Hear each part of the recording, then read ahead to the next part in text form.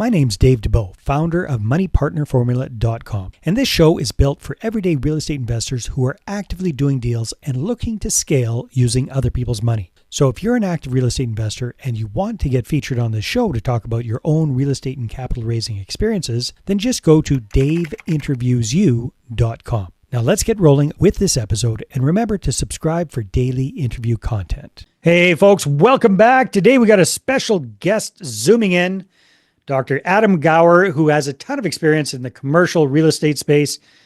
Adam, if I recall correctly, can't believe it for looking at you, but it's been like 40 years or something like that you've been in real estate. Exactly right. I don't usually tell people 40 years because it does make me seem incredibly old. And it doesn't sound like you're from San Luis Obispo originally. No. They speak pretty posh in that area if they do. I'm from, I like to tell people I'm from Lubbock, Texas, West Texas, because nobody's been there.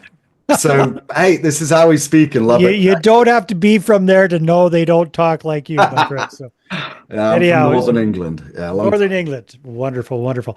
So, Adam, give us a little snapshot. We're in the middle of 2025 as we're recording this. What do you do in the real estate space? What are your primary focuses these days? Yeah, so my history in real estate goes back to being principal. And that was through around 2008. So I sold my portfolio in 2007, right before the global financial. Oh, good for you. Yeah. So I've been in real estate investment and finance for a very long time, covered every possible aspect, from pulling wires for an electrician to running divisions, real estate divisions of public companies. What I do these days, though, is primarily build marketing systems for our clients. So our clients are typically seasoned multi-cycle sponsors who want to scale up. And so we build, for want of a better term, Dave, crowdfunding platforms. It's not technically crowdfunding, but it helps to understand that basically platforms that are designed to attract, nurture, and convert accredited investors into being accredited prospects into being active investors, basically. Well, let's have fun with that then, Adam, because capital raising is always a very, very popular topic. It's what I focus on as well, helping capital raisers make it easier for them to connect with accredited investors. It sounds like you've got a very effective and well thought out way of doing that. So do you mind kind of sharing with us kind of big broad strokes what that looks like? Yeah, I mean, and I'll actually be interested in hear what your kind of big broad strokes are as well.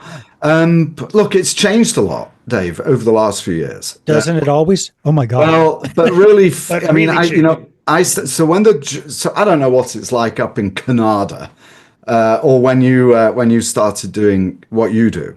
But I started around shortly after the Jobs Act passed 2012.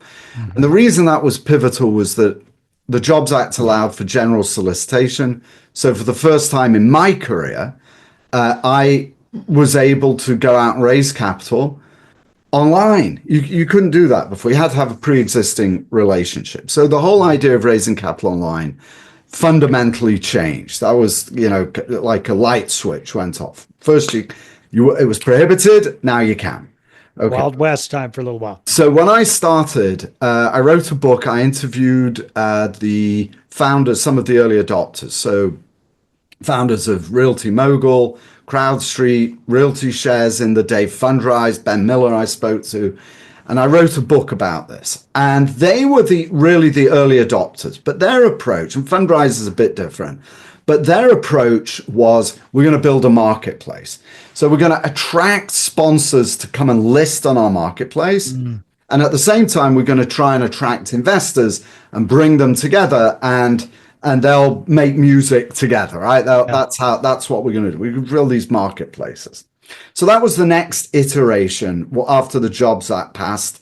That was what most activity was in these marketplaces. The next iteration was sponsors. So our clients, for example, were among the first to build platforms that had the same functionality and lent into the experimentation that these marketplaces were going through in terms of education and lead generation, etc., and then to apply them to themselves. So they started, and we built this. Is what we built. We built platforms that are like the marketplaces for individual sponsors. So they don't have to compete against everybody else. They create their own kind of group, and they're the only opportunities that those people are seeing through that. Yeah, it's like going to a marketplace. It's like going to a marketplace where the only products in there are by Heinz, right? Yeah. But it's just their stuff. Yeah. But that's what we build, is platforms for sponsors. But I mean, they're competing with the marketplaces and with other marketplaces. But on their platform, on their website, they only have their deals. Okay, so this is the next iteration.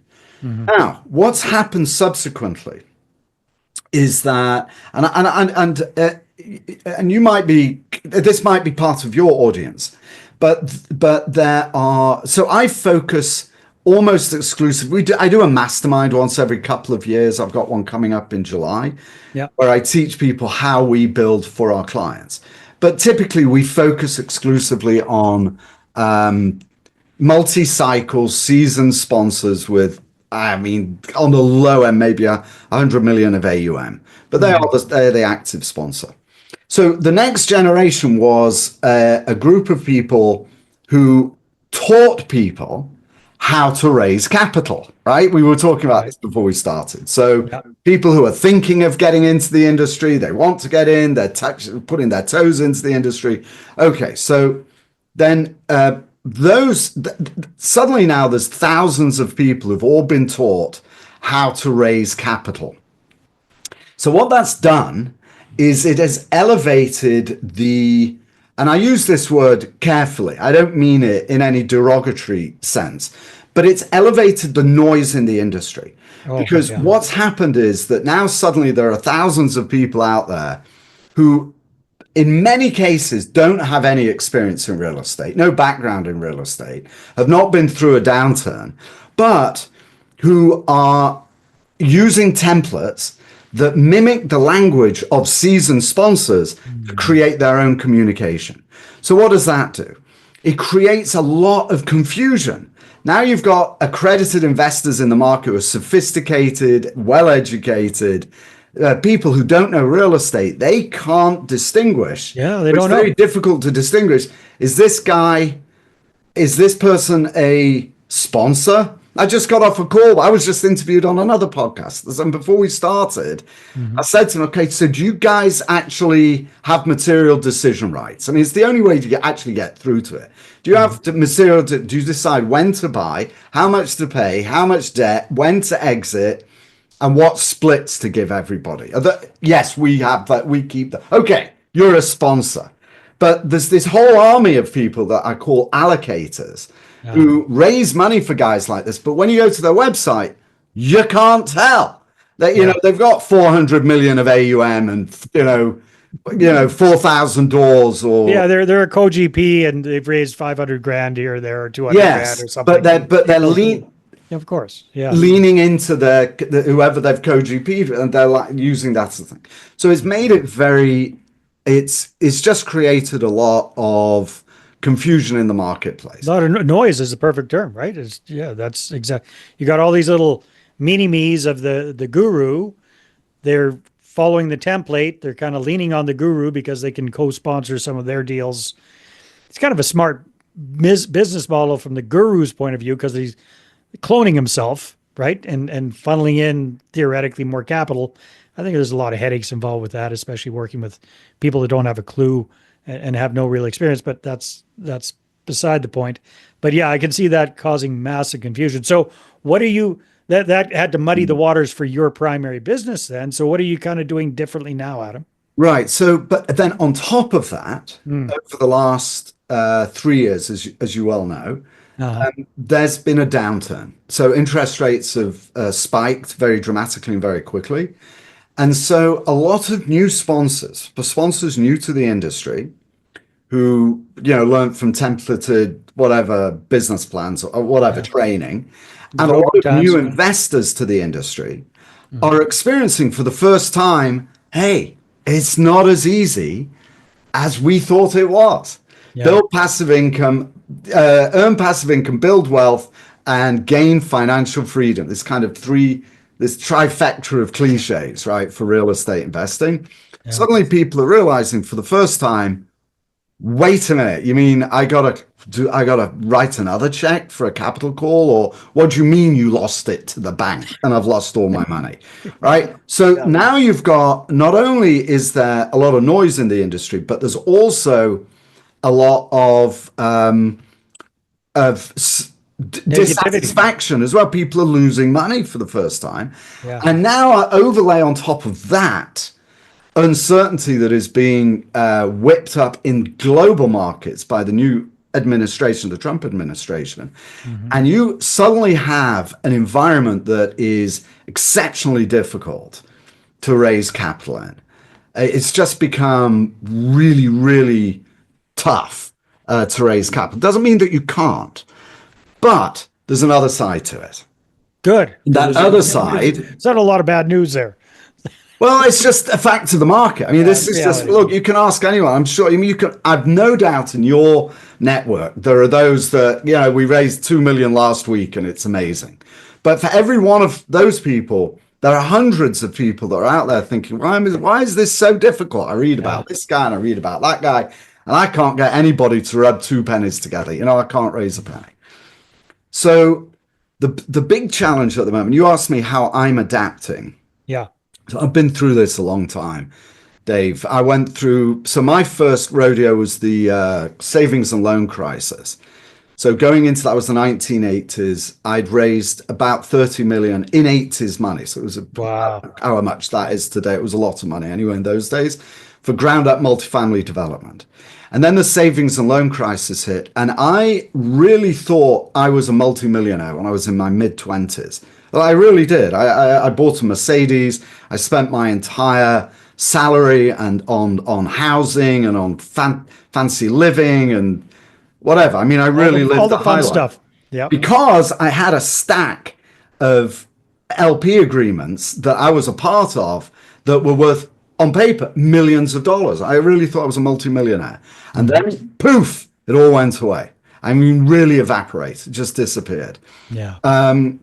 And then I went through the global financial crisis in 2007. I got lucky and I sold out in 2007. So I went into 2008 into the downturn with no legacy problems. Right now, I am certain that we are headed towards another major shift in the economy, and that there will be a very significant, substantial drop in commercial real estate. And so when that happens, and I think it's already happening, it's not that difficult to see. You can see it, it's already happening. Yeah. Most people only see these things in hindsight, right? You look back and you think, oh, it was so obvious. But at the time, it wasn't. Yeah. So I actually wrote about this morning. It's called the normalcy bias.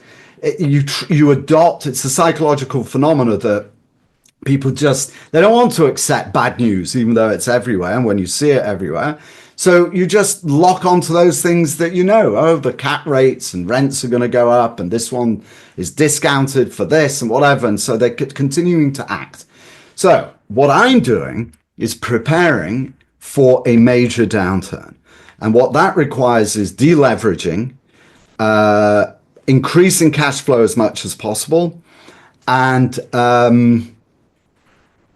waiting patiently. And it's very difficult to do. It's a really, really difficult. It's harder than anything else is to sit and watch and wait. But I think now is the time absolutely to be doing that. Otherwise, you'll lose your shirt. And if you do adopt this approach, you'll come out a winner on the other side of the inevitable downturn that's about to hit. So is this what you're suggesting to your clients, et cetera? So when it comes to raising capital, are you just kind of pausing everything or? Yeah, so it's definitely, so from another guy that has clients that you could talk about capital raising, it's a serious conflict. Because on the one hand, I really think the world is about to implode economically. And on the other hand, my clients want me to help them raise capital.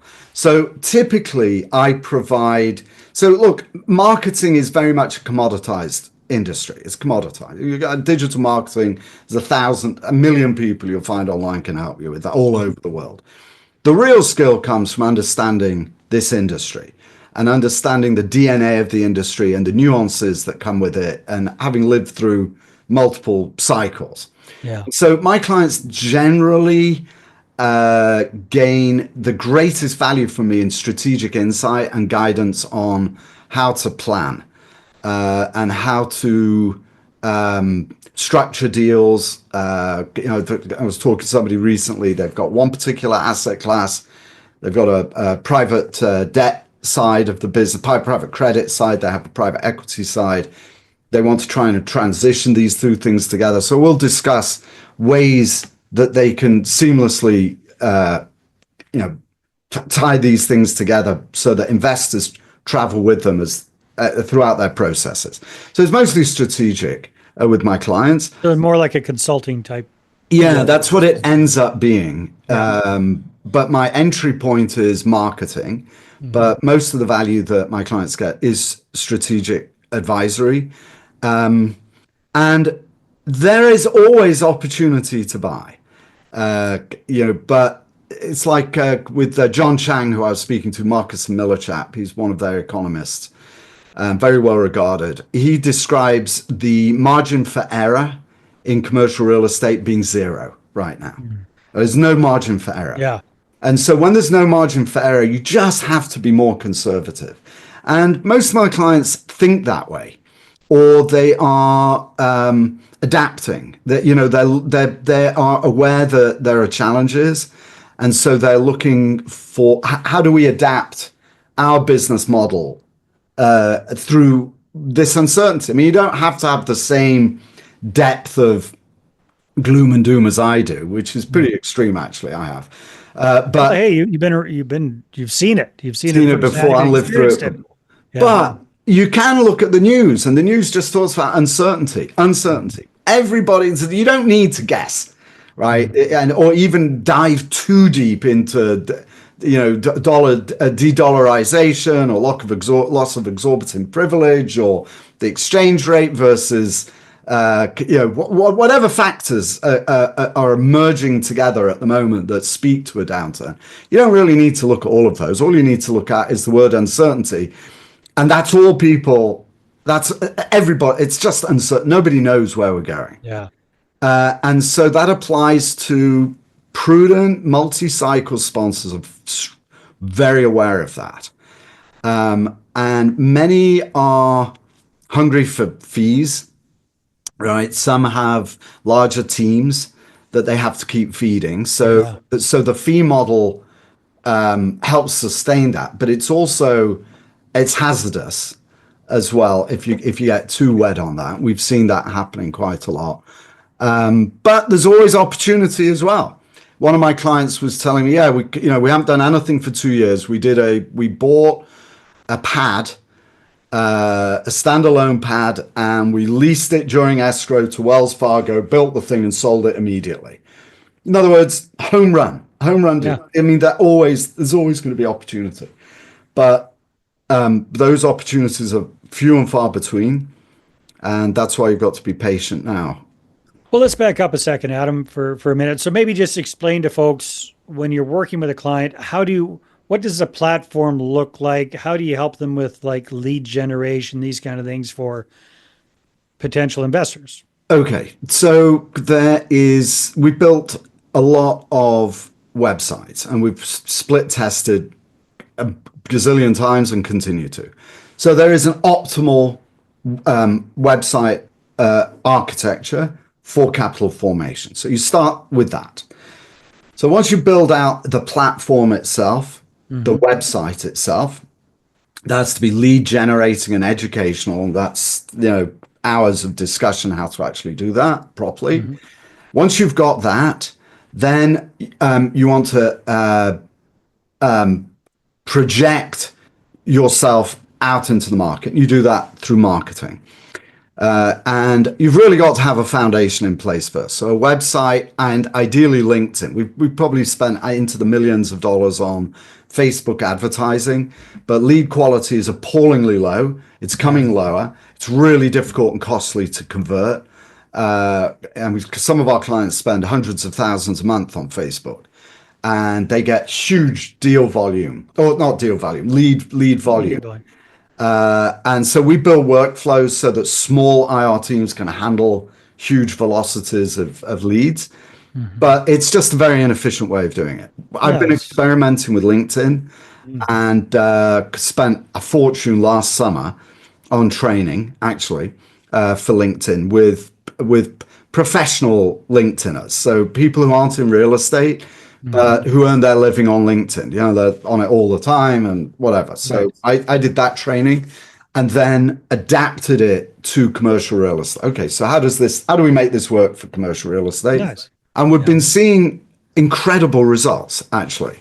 It's time consuming, Dave. I mean, it's not easy. There are no silver bullets in real estate capital formation, but there are some channels that work particularly well. So once you've built your mousetrap, then you do your marketing. LinkedIn is good. Podcasts are great. They're free. They're fun. You meet interesting people. I really like podcasts. I like being on them, and I like having my own podcast. They're also good fodder for content production as well. Oh, absolutely. The right guests. And then paid and other paid advertising. Conferences are really good. Again, if you have the right resources to make sure you harvest as many names as possible when you show up, or to automate that process. And then follow up with them what you've got. And then follow up. Yeah, exactly. You want your IR team to be, on top of it. And then paid advertising as well. So yeah, that's LinkedIn ads, or what other kind of advertising? LinkedIn ads are very expensive. Yeah. On a lead basis. I'm getting so many leads right now on LinkedIn that I cannot imagine that advertising could really do anything. I really don't know. I mean, I don't even send out connection requests anymore. I get too many inbound. I probably they say you're supposed to do 10 to 20 new connection requests a day, but it's incredibly difficult actually to get the right exact language to that first contact. It's really difficult. And you've been on, if you're on LinkedIn, you know what I'm talking about. My favorite inbound is, I see you're in real estate. Let's hop on a call. I don't hop on calls. Yeah. Who wants to hop on a call? So how is that? How do you structure that? And I've tested a lot of different language patterns. It's very difficult. It's better to create and elevate your visibility, because that attracts inbound. They come to you.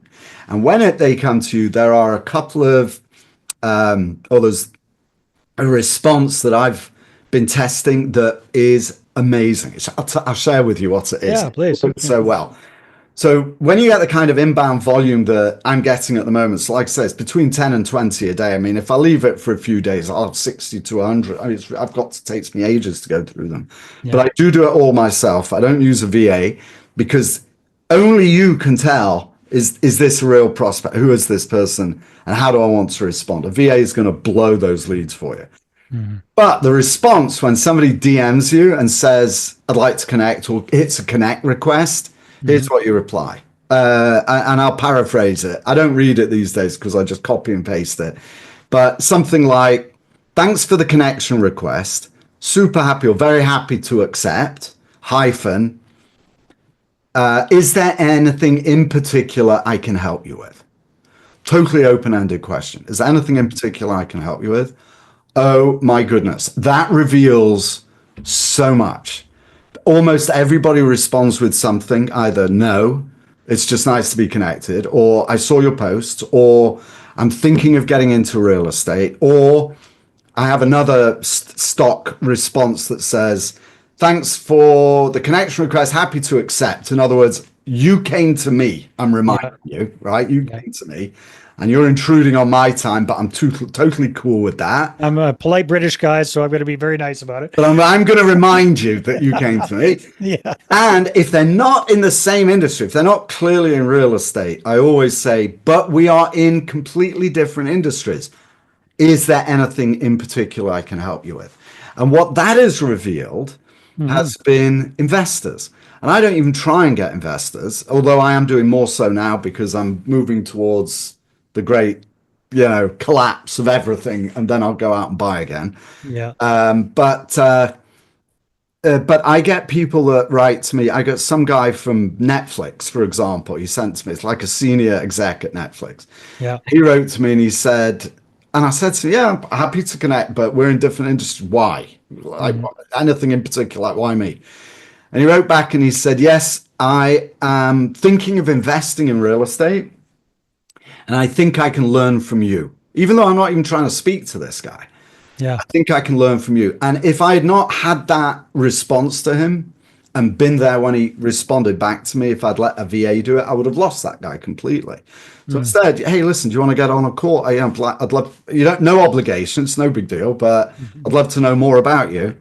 So I'll get on a call and do a brief call and chit chat, tell them about my gloom and doom, and don't expect any deals from me anytime soon. But when you do, if it'll be a good one, it's a real deal, and pay attention. So yeah, anyway. Oh, fascinating. No, that's very, very smart. Adam, time flies when we're having fun, so we got to wrap this baby up. What's the best way for people to connect with you, check out your podcast? I know you've got a phenomenal newsletter as well. How can people find all this stuff about you? Thanks for asking, Dave. So just go to gowercrowd.com. That's my website, GOWER, gowercrowd.com. And there should be a nice blue subscribe button. I have a newsletter. Just subscribe. It's totally free. And you'll get an email from me. And if you want to ask me a question, just hit reply. It'll come straight to me. Beautiful. Adam, thanks so much for being on the show. This has been great getting to know you and hearing your insights. You've got a lot of experience, and what you're saying makes a lot of sense. I wasn't investing in the 80s. My mother was, and that hit her hard. So yeah, that's still raw for us. That's for sure. Dave, it's a pleasure. I've seen your name a lot. You're one of the leaders in the industry. It's a pleasure to be on your show. Thanks for having me. All right. Thank you. All right, everybody. Take care. We'll see you on the next one. Hey there. I really hope you enjoyed that episode. And as always, if you want to listen to more daily interview content, make sure you subscribe. And if you're an active real estate investor and you're doing deals and you'd like to get featured on this show, then just head over to daveinterviewsyou.com.